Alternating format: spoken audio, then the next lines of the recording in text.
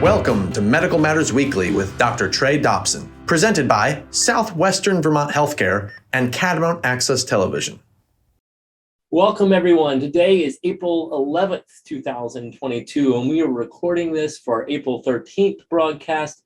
I'm Trey Dobson, Chief Medical Officer at Southwestern Vermont Medical Center and an emergency medicine physician with Dartmouth Hitchcock Health.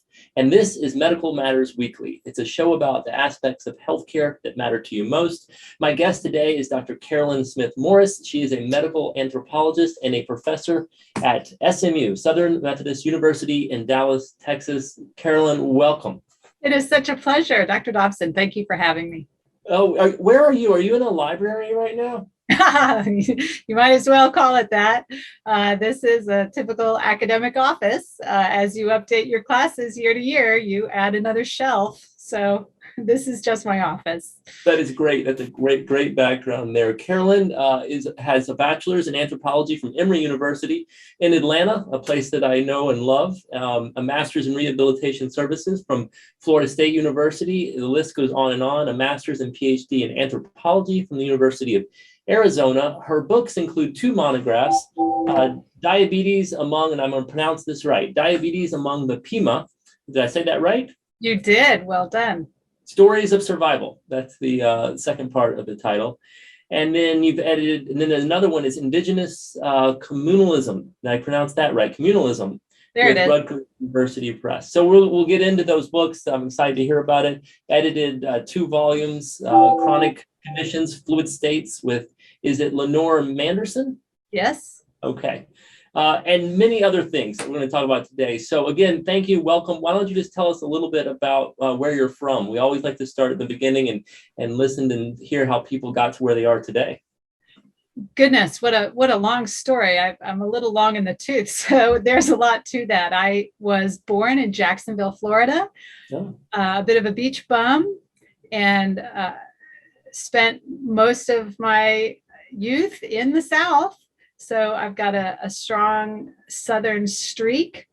And then, as you described, I moved toward Arizona. I lived in Michigan and enjoyed the Upper Peninsula of Michigan for a while. That was also fairly influential, a Midwestern, somewhat Northern influence, but also Arizona. And I even lived for 1 year in California. So it was the job that brought me to Dallas. And shockingly, I've been here 20 years. SMU has been a great home for my research, and Dallas has been a great town for my family. I've got 2 daughters, and we're living the good life, slowly coming out of COVID, welcoming the spring.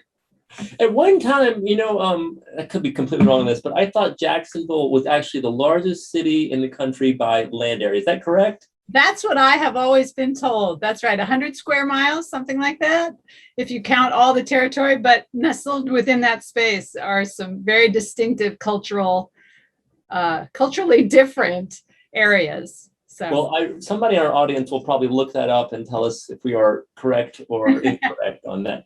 So you live in Dallas now, and tell us, besides your work, which we will get into, what else you do for fun. Oh my goodness. Dallas is a great town for food.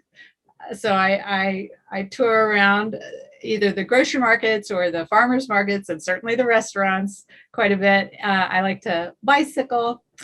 It's an amazing town for bicycling. I can't believe we're not ranked better on the bicycling charts because our bike paths have quintupled in recent years. So lots of water around lakes and rivers, and try to get onto those as much as I can as well. Well, being that this is a health show and we talk about all aspects of health, I am so happy to hear about the bike paths in such an urban area. That is great. That is actually good, hopeful news for our future in regards to health and wellness, even in urban areas. So why don't you let's just start off. Why don't you describe the field of medical anthropology to those of us, including myself, who are not that familiar with the phrase? Terrific.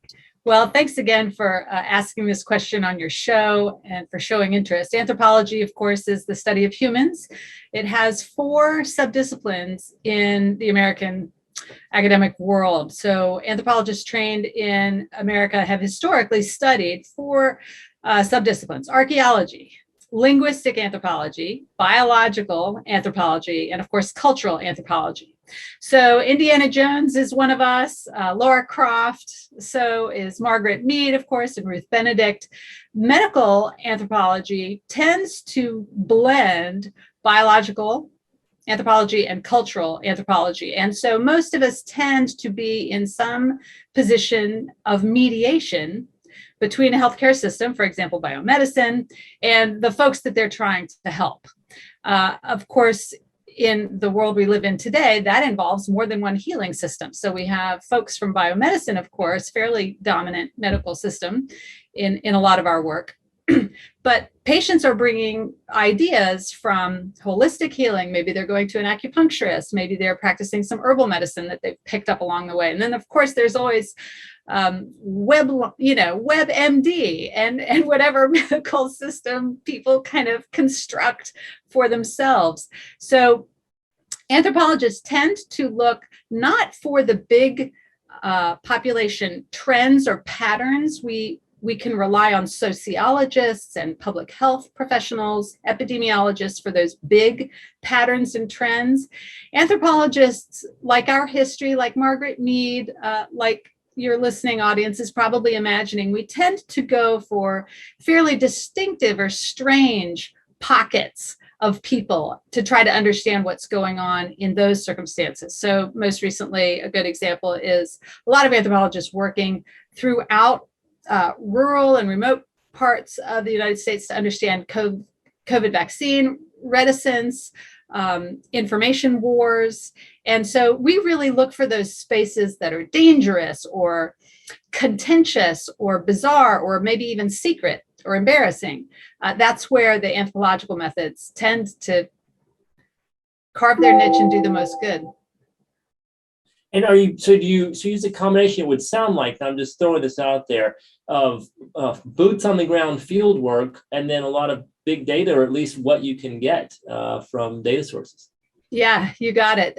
We always start with big data sources, right? We have to understand the general context. So we'll look at history, we'll look at epidemiology. That helps us know where to get started. But then there's always some problem. Some group of people that won't respond to treatment recommendations, or some great treatment that is simply not being picked up like we thought it would. And so then, right, boots on the ground, just like archaeologists hunting for clues in the soil, hidden clues. Cultural anthropologists immerse. To get a PhD in anthropology, you've got to spend at least a year in the field. You've got to be linguistically fluent, which means spending a lot of time. And you've got to have some connection, a real depth of relationship to that community. Otherwise, you won't have their trust. So phone interviews or even short-term time in the community often isn't enough to get at the topics that we're best at. So it's definitely that combination, exactly what you've said. We have to remain relevant to big patterned concerns, but the niche we fill is very, very precise. And just going off script here for a second, it can imagine the last 2 years, which have been difficult for everyone, but particularly in your field, with such rapid change. Just as you probably are formulating a question, hey, we need to look at this, it's almost moved to the next question. It's almost become irrelevant because whatever treatment or diagnostic patterns that we're going to go after have changed already. Yeah. You sound like a wise emergency room doc. Aren't you constantly dealing with the latest crisis, whatever kind of comes in front of you? Right. Yeah. So in anthropology, it is a little bit hard. In some ways, we have to spend a great deal of time to do any good, right? To fill this niche that we're claiming as anthropologists, we got to build some long-term relationships, but that means we can't turn on a dime to jump to the next topic. So it's a balance. That's probably true for a lot of careers. I confess. Right. But, figuring out the difference between when do we jump and when don't we? I'll tell you what happened. So as you were listing off my books, I've spent most of my time on diabetes. I've spent most of my career on chronic disease. That has related very well to this strategy of building relationships. But then any memory of what happened in September, October of 2014 in the United States, a surprise new disease we're dealing with? Well, gee, I can jump Put into you all on the kinds of spot. things. Yeah, I Yeah, mean, you're not an infectious disease guy. I was going to say Ebola as Got one. it. That's exactly right. So a guy named Eric Duncan is visiting his longtime partner with whom he has children. And we all know what it's like to take an international trip, to get a visa. These things are difficult. And you're not going to give up the trip just because you're feeling a little scratchy that day. Well, that's what happened to Eric Duncan, apparently. And when he arrived positive for COVID, nobody was expecting it, right? The CDC cannot turn on a dime with the first diagnosis and transform the entire nation's public health strategy, right? So folks were not necessarily screening for this in every ER across the United States. I assume you weren't in September or October. Well, no, you actually bring up something really relevant, and I'll just clarify, it's Ebola that we're talking about for the audience. We thought we were screening. Everyone thought they were sort of screening, even when he first, but we really were not. And that's how it would have. This would have happened in almost any hospital on any given day. At that time, and we actually talked about that quite a bit, because there was a lot of criticism in the media that was unfortunate. Yeah, exactly right. Here was our wonderful Presbyterian hospital at the front of every care. They were asking all the right questions, and they were certainly doing everything that the CDC had suggested. But as we, as a national public, have learned now through COVID, among other things, the public health system cannot turn on a dime. It has to be sure that it understands the cases. It has to move through the crisis moment to make a seasoned and careful decision. And so when the CDC did learn about Eric, and they immediately started evaluating, and they made that change in recommendations very soon. And some of us lived through that moment when you did get much deeper screening for hospital visits. That was 2014. Here again, we took another leap forward in our general public's knowledge of public health. Isn't it remarkable how much we've learned about public health as a general public? Oh, absolutely. So just backing up a bit, how did you then get into this field and decided to focus your career? So I got a liberal arts education at Emory. Certainly loved it. I took classes in all types of things. I thought I was going to be an opera major. I thought I was, that blew up in pretty short order. Some poor music professor had to break the news to me my freshman year, but I took an anthropology class, and I loved the breadth of perspective. It was the one major in which I could do all of the things that interested me. I loved the biology and the chemistry. I loved all of the social science that I was getting, but I didn't want to give up history, and I certainly wasn't going to give up economics. All of these things were interesting to me. Now, that didn't get me a high-powered job with my bachelor's degree, but it was a good liberal arts education. And in the 1980s, that did get me a good job. I obviously went into counseling. I got my counseling degree and a counseling licensure, and spent several years in inpatient psychiatric work, and only went back for the PhD in anthropology because I saw those systemic weaknesses that were creating this cycle of readmissions for folks with psychosis or with depression or just tumultuous family circumstances. And I really wanted to spend more time thinking through and trying to have an impact on those more structural ideas. So that's when I went back to grad school in Arizona. It all flows very nicely in my head.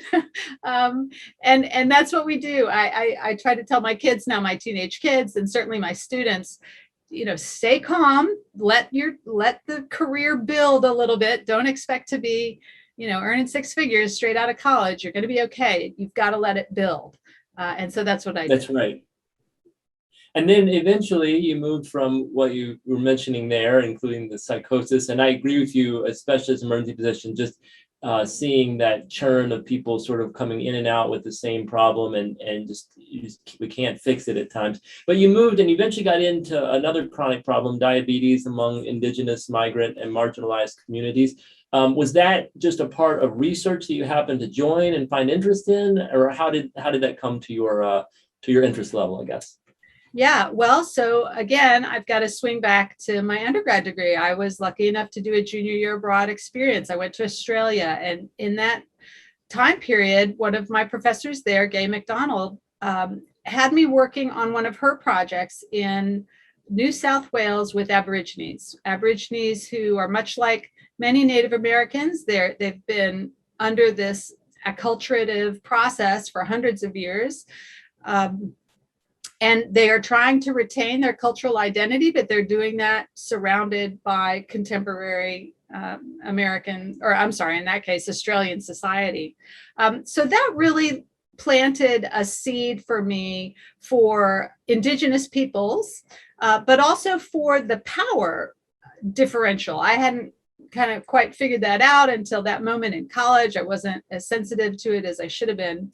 And so when I went to grad school, I had the option of doing that work in Australia or obviously doing it in the United States. We're surrounded by this inequity everywhere, as long as we open our eyes to it. And so I just went down the road, and the Akimel O'atham, that's their name for themselves, the Pima language for people of the river, Akimel O'atham.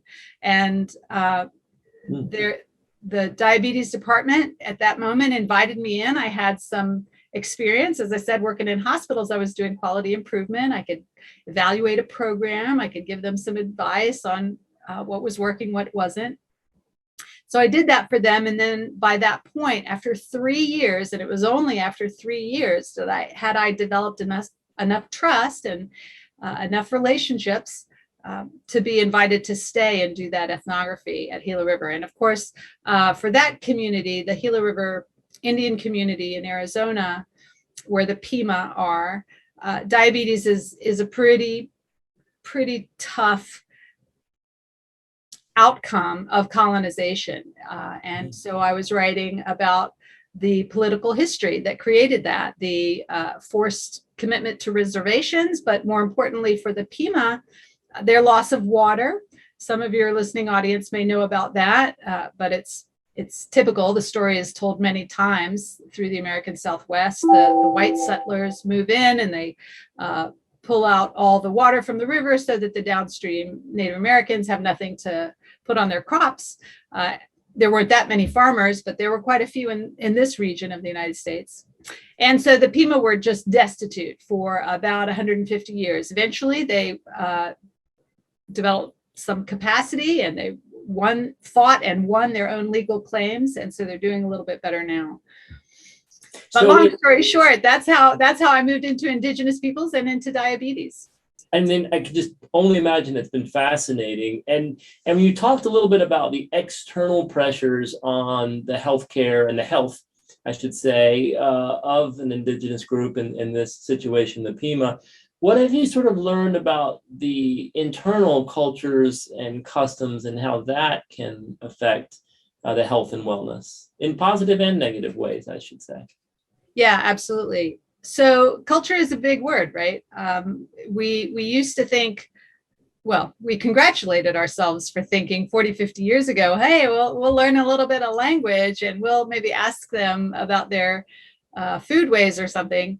And that would improve healthcare. And frankly, it probably did. In the 1970s, when we first started figuring out cultural competency and having interpreters, the United States made some enormous improvements, but we've come a long way since then. And it's no longer just, culture is no longer just about, well, is it Lent and you're not eating chocolate or something like that? Or is culture a little bit more sophisticated for everyone than just those iconic ideas of what you can eat, what you don't, or what types of medicines you would take. So we do think about cultural strengths and challenges, as you phrased the question. At Gila River, certainly the strength is these people know food. They know food that's good for them. They know how to blend a diet with multiple nutrients, and they know how to work hard. That's who the Pima are to me, and that's who the Pima are to just about anybody that meets some families and spends some time there. But we also have learned, and this continues through my current work, that the barriers, so to speak, are that look like they're cultural barriers tend to be political economic barriers. We don't have cultures that produce universally harmful practices. That's not what culture does. Culture tends to balance itself out and to be adaptive and helpful to people. You might have some negative cultural traits, like, I don't know, drinking alcohol or eating, too many hot dogs and nachos, but they're balanced by other things that we do in a culture. So repeatedly, when I'm looking at indigenous groups and migrant groups, it's the political economy that creates the vulnerability. It's their inability to eat the foods they would traditionally have eaten in the same balance. It's the political economy creating the barrier to exercise, or the barrier to mental wellness or resiliency. So that's why a lot of my work has kind of gone in that direction, that ultimately it's about access and equity. And those ideas just continue to convince me that that's where we need to invest our resources. That's fantastic. I will say we've probably erred so much towards seeing the barriers completely incorrectly as ignorance and lack of will and cultural blame, rather than the external forces that you were mentioning. And that's why I actually wanted to delineate the two for the audience, to just talk about what the differences were. You in your work, you mentioned the word decolonizing a few times. Just tell us about why that word is important. Gosh, thanks for asking. Well, so decolonization is about that colonial moment that began in the 15th century. And that process, although we like to look at it historically as the history that brought us to where we are today in the United States, it was really the spread of a capitalist relationship. It was this spread of the idea that we can extract something from people who are strangers. In anthropology, we call that negative reciprocity. Negative reciprocity. All cultures exchange all the time. All cultures have economy and relationships of exchange. In most economies, actually, the dominant relationship tends to equalize. We have balanced reciprocity, or reciprocity that sticks to one's roles. For example, parents would give to children and vice versa. But all of those are balanced in some ways. It was this negative reciprocity, capitalism being the best example of it, in which you're allowed to get over on someone else. You're allowed to just extract as much as you possibly can. And so when anthropologists look at colonization in the era of colonialism, we're actually looking at the spread of that type of relationship. So when we talk about decolonization, we're actually talking about not getting over on anyone that we can get over on legally, right? Legal does not mean moral. And so we're trying to talk about equity a little bit better. Decolonization is not about getting rid of capitalism. I'm a capitalist. It's done wonders for the world. But it has also brought with it several cultural features, like an obsession with the individual and individual rights. Individual rights are enormously important. Individual rights have brought us the era of human rights. So I'm all for liberal democracies and those types of things, but there is a limit. There is a limit to their benefit. And if we don't see that limit, we run the risk of harm through that extreme. And so that's what my most recent book is about, indigenous communalism. It's about the lessons on communalism. And it's just been so helpful to have been working through COVID with those data, with my data sets from research, because every time we've made a stride forward in our public health agenda for COVID, getting people vaccinated, even investing in the vaccination effort, right? And wherever you fall on the political spectrum, the advances that we've made, even in the capitalist market, have been because we've prioritized the communal, the collective. We're no longer in the 1950s. This is not a Red Scare. We are all collective. We all have communal priorities. Think about your family, think about your neighborhood. It's just a matter of remembering the balance. And capitalism is, constantly pushing us a little bit out of balance because it's so beneficial for some. When I think about medical, no, I love it. I love it. We're going to have part 2 of this podcast pretty soon. When I think about medical anthropologists, I don't know, so I'm imagining this. I'm asking for your clarification. I imagine it's not a huge number of people in this field, and I also imagine it's quite academic with less in the private sector. Is that correct, or am I wrong on that? You are no longer correct. You're correct 30 years ago, I would guess. But we have increasingly been training folks to work in advertising, increasingly folks in healthcare. Bachelor's and master's level medical anthropologists are some of our best research coordinators. We've got folks, I've got an advertising specialist who just shot up her career with the help of a master's in anthropology. It is a particular skill set. It's a skill set. It's clarifying one's attitude about context and the breadth of variables that one can kind of take in and manage without feeling chaotic. Mm-hmm. And that skill set is increasingly useful. So in this globalized world and managing complexity, that's a pretty important skill set. So all of a sudden our skills are in demand and our majors are growing, and that has proven to kind of explode the labor pool at the bachelor's and master's level. Yes, a PhD in anthropology, medical anthropology, is still a little esoteric, so that's job security for me.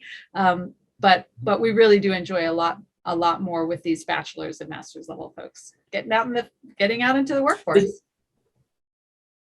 Is there any overlap? I'm sure there is some, but is there much overlap between medical anthropology and forensic anthropology? And I only say that because I love true crime podcasts, like so many in the world, and hear that term all the time. Yeah, exactly. There is overlap. I have sat on a couple of those committees, folks training in forensics. Forensic anthropology is fairly inside the biological anthropology camp. But okay. What's interesting is how beneficial it is for forensic anthropologists who are studying bones, right? They've got to understand osteology. What does a mark on a bone indicate? How does the body deteriorate after death or after even injury? And what evidence is left on the body? Lots of folks know this from TV shows, from Bones and CSI and all the rest, but it benefits those forensic folks to understand who's the one seeing this. It's not always the forensic unit that gets it first, right? It's usually a doctor that sees it building, or nurses that are paying attention to past harms and the like. And evidence of crime on the body can show up in a lot of disturbing ways. So there's definitely some overlap, and it is. I'm glad Hollywood is getting a hold of that. That's probably also some reason for our increasing majors. Right, absolutely. Well, whatever works, right? So tell us what you find just in your particular field most challenging. I would have to say that the biggest challenge is not the inequity of the world, because I've probably become a little used to it, sadly. The biggest challenge is in my classroom. The biggest challenge, and it's the most rewarding one, is facing an 18-year-old that has been indoctrinated, as I have been indoctrinated. We're all indoctrinated, right? We're all biased, we're all ethnocentric, but has been indoctrinated in a way that so contradicts what I view as science and neutral approaches to data and the like. It's not too big of a challenge. I actually love it. So I think I'm in the right career for me, but having to peel back a little bit of what these kids are learning up to age 18 to kind of get them to consider a broader array of data, a wider perspective on information, that's probably the biggest challenge. That's the one that has most challenged me in the last few years. And it's probably your drive, right? You're an educator, and so that's probably closest to your heart. What are you looking for, both personally and professionally, as we finish up here in the next few years? My goodness. Well, it's such a pleasure being able to talk to you, Dr. Osborne, and to your audience. I just welcome folks getting in touch or asking the questions about anthropology. It is a privilege to be in academia where we're an easy target. People know how to find us. But there's also so many more books. And even when you go to see your healthcare provider, they're more aware of it, right? If they haven't heard of medical anthropology, they've certainly heard of public health, and they've heard of maybe folks like Jim Kim and Paul Farmer, who were running, the World Bank. Jim Kim running the World Bank. They've heard of the World Bank for a while. So anthropology is a breadth of perspective that is helpful from global to very local and personal experiences. And we just welcome more questions. Well, thank you, Dr. Carolyn Smith-Morris, for joining us today. It's such a pleasure, Dr. Osborne. I just love this program, and thanks to your listening audience for keeping it going.